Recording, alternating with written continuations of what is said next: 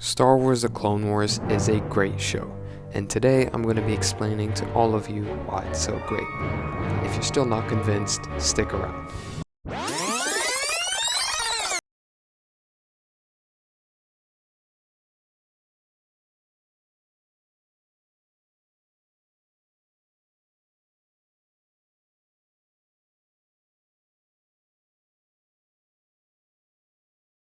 I'm pretty sure that at least 1 in every 5 people you talk to will like Star Wars. And why not? It's the height of science fiction escapism. A world that is, at its core, fantastical, with all the Jedi mind tricks and force pushes, yet still somehow grounded enough within reality that it allows the average person to relate. One of the greatest appeals in Star Wars is the visible juxtaposition between the good and the bad. What does juxtaposition mean? I'm not just using that word to feel as if my year and a half of taking English literature was worth it. It actually serves a purpose. To juxtapose is to place close together for contrast.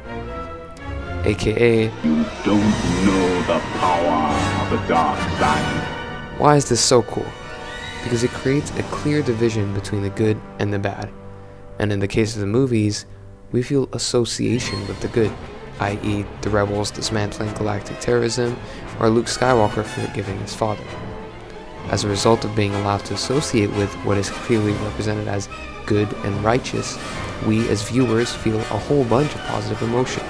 At the same time, we can also feel bad about those who attempt to redeem themselves, such as Darth Vader trying to do right by his son, because we have been placed in this moral high ground. Clone Wars is not exactly the same as the original trilogy. Sure, it carries the same overall vibe of a sci-fi adventure, but in terms of mood and message, it varies drastically. The core difference between the Clone Wars and the original trilogy is that things aren't so black and white anymore. We are not shown two sides, the good and the bad, as one being perfect and the other being inherently evil. When Anakin experiences episodes of behavior that we would associate with the dark side, the audience is like, wait, what? This super cool hero was joining the dark side? I thought that was bad.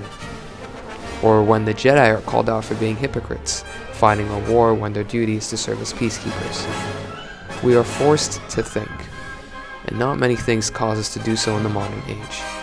We have to be critical and not take things at face value, which conveniently appeals perfectly to their target audience of overly deep angsty teenagers such as me and you.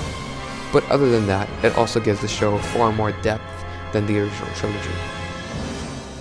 As a result of this, the mood in Star Wars The Clone Wars is a much more real one that feels much more authentic and not wishy-washy good and bad fun time. Stories like when Asajj Ventress is shown to have humanity and is not merely demonized as an agent of chaos are much more honest. This makes you feel much more respected and esteemed as a viewer, and we end up enjoying the show a whole lot more.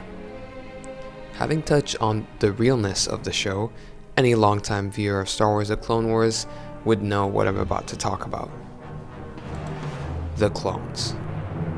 Having the clones as one of the main focuses of the show leads to a far greater focus on interpersonal relations. We get to see the humanity behind each and every one of the mere vectors of destruction that we are presented with in the prequel movies. We can relate to the clones much more easily, as they're not as fantastical as Jedi or Sith. They're grounded in reality and are what gives the show a soul. We almost begin to feel a share of the camaraderie between them. We can feel that they are people. We can be people. Because things are morally gray, when a decision is made from a place that is morally gray and ends up being wrong, what happens? We feel resentful. That is exactly what happens in arguably one of the greatest arcs in the show. By the way, spoiler alert, skip to this timestamp if you want to avoid the spoiler, but let's be honest, you're not going to skip. Ahsoka leaving Anakin is the emotional climax of the show, because Ahsoka represents all of Anakin's trust and faith in the Jedi. Anakin having the ability to raise someone in his own image gives him hope. It gives him an opportunity to give a child something that he desperately needed. A mentor, guidance. Ahsoka is Anakin's investment into the future, but that all goes away at the end of this episode. Ahsoka leaves him because of the morally gray and questionable logic of the Jedi Council, which eventually ended up in a negatively impacted consequence. There is consequence. How many times have you been compelled to make a decision even though you didn't entirely agree with it? And how did you feel after that decision turned out in a net negative? Pretty upset, I imagine.